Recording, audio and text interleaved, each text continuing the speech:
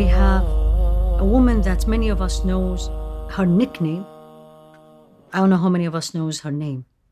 We're talking about Salamah. Sayyida Salamah is one of the wives of Rasul alayhi salatu wasalam. Her name is actually Hind bint Abu Umayya.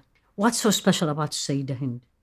Why she is, in addition, of course, to being the mother of the believers, but what made her, and specifically her, a builder?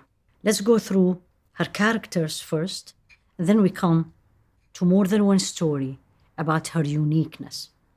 Number one, she was very beautiful. She is noble by birth, come from a very noble family. One of her characters is very intelligent. What does that mean? She was one, or probably the second woman narrated the sayings or the hadith of Rasul alayhi salatu wasalam, and companions, major companions. It's narrated that Sayyidina Abdullah ibn Abbas used to go and take her opinion. Add to that, that's not all, add to that, she was very wise. And that's actually the uniqueness of Salamah. One of the reasons she's described as wise is when Rasul alayhi salatu wasalam proposed to her, she took her time. She did not jump and said yes right away, or jumped and said no. She actually thought, and she knew she had issues that she wants to work on them before she say yes. And she was very brave.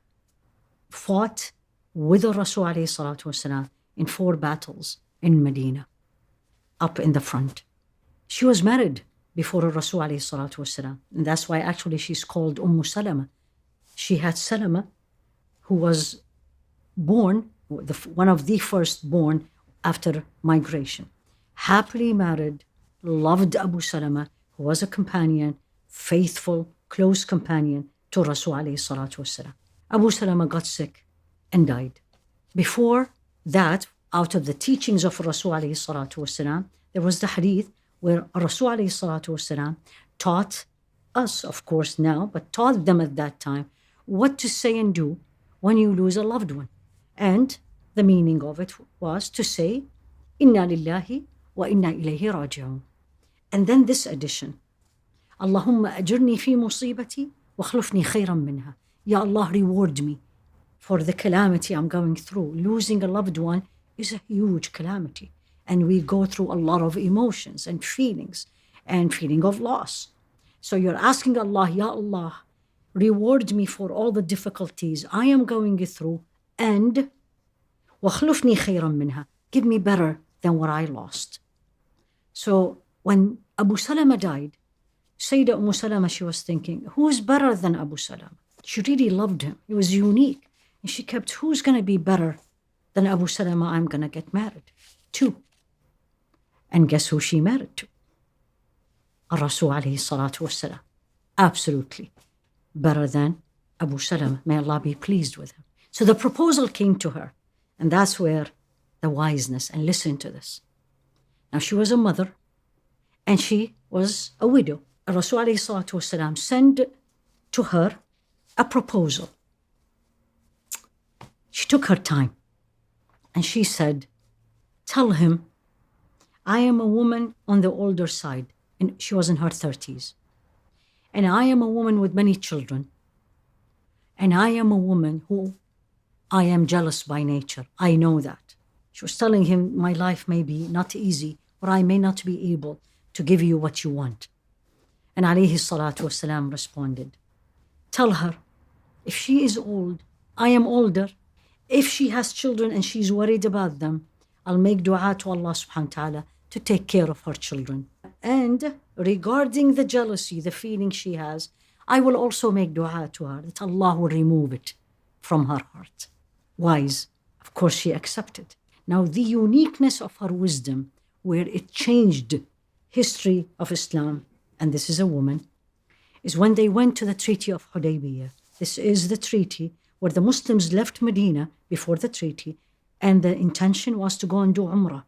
And then the treaty came in, the Quraysh came in. One of the points in that treaty was that the Muslims this year don't do the Umrah. You go back. And then next year we'll come and do the Umrah. They were all in Ihram. Now, if you look at the Treaty of Hudaybiyyah and the points in it, externally, as a human being, we will say this is not fair. Because many of it was for the non-believers.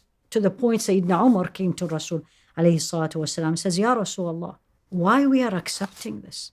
Aren't we on the right path? But Allah plans differently, and Rasul alayhi salatu wasalam knew Allah had a better plan. So Rasul alayhi salatu wasalam signed it. Now they are in Ihram, they have to get out of their Ihram. So meaning, they have to take it off and shave their heads. And Rasul alayhi salatu wasalam looked at the companion. You need to feel this.